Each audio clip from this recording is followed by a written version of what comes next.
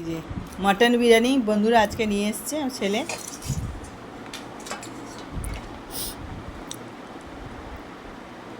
এর মধ্যে আলু আছে, মাটন আছে, আর একটা ডিম আছে।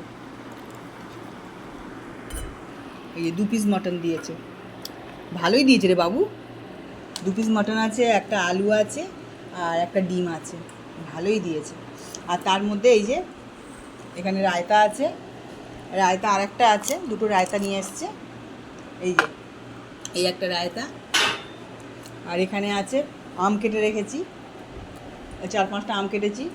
আম তো আমি এখন ডেলি চাই, তা নাহলে তো আমি খেতেই পারবো না, এরকম একটা ব্যাপার হয়ে গেছে। যতদিন আম থাকবে ততদিন খাবো, আম শেষ হয়ে গেলে কী খাবো জানি না।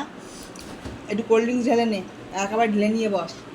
আর এই যে গ্লাসের মধ্যে ছেলে একটু কোল্ড ড্রিঙ্কস ঢেলে নিচ্ছে, একেবারে নিয়ে একেবারে বসবো। আর ওটা ওটি সিনশট নেই।